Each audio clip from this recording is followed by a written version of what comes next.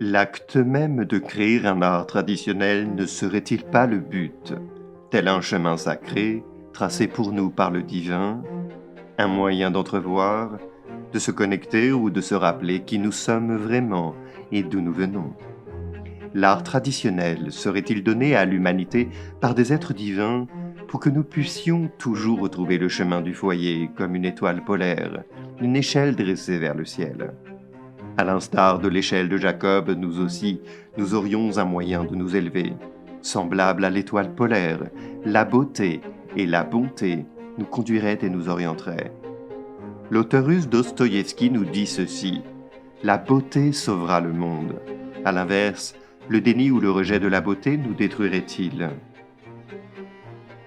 Selon ce critère, l'art, la mode et la musique contemporaine semblent indiquer que nous sommes en train de nous détruire.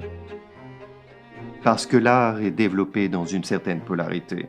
L'art traditionnel véritable est une force sacrée, positive, un art respectueux pour la vie, nous reliant à quelque chose de plus grand que nous, une force plus puissante que l'humanité, capable d'élever nos cœurs et nos esprits.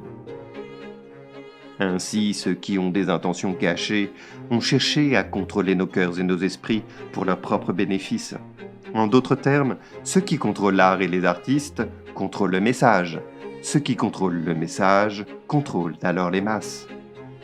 Si l'on prive une personne du chemin vers la vérité et la beauté infinie, elle est perdue et vulnérable, comme les bébés tortues qui courent dans la direction opposée à la vie. Alors les artistes, le marché de l'art et les institutions ont lentement perdu leur nord véritable, créant et faisant la promotion de ce qui est sans âme. L'art a été compromis par des images et des idées déformées, fracturées et fragmentées, laissant les âmes dans un même état d'esprit, tout aussi déformé, fracturé et fragmenté. Et le plus bel art, les talents pour le créer, ont été moqués, banalisés, ridiculisés et même méprisés.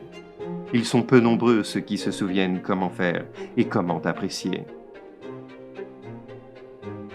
Nous pourrions comparer le prétendu grand art à l'histoire des habits neufs de l'empereur. Dans cette histoire, l'empereur et tous ses subjets sont trompés par un escroc qui leur affirme que le vêtement est d'une telle finesse qu'on ne le voit même plus. Il semblerait que nous avons tous été escroqués, dupés en croyant que nous ne savions pas reconnaître la beauté, que nous avions besoin des experts en esthétique, des sortes de gardiens du goût pour nous aider et nous indiquer ce qui est beau et précieux. Fort est de constater qu'ils ont essayé d'obscurcir notre vue du ciel, afin que nous oublions l'étoile polaire, la lumière qui nous aligne avec ce que nous savons dans nos cœurs, la bonté, la droiture et la beauté. Parce qu'au fond de nous, dans nos cœurs, nous connaissons la valeur d'un coucher de soleil, avec ses teintes si dynamiques et rayonnantes. Nous connaissons la valeur d'un chœur de voix qui chante, des instruments qui jouent en parfaite symphonie, le mouvement gracieux de danseurs à l'unisson, ou encore la symétrie des toiles d'araignée aux dessins très élaborés.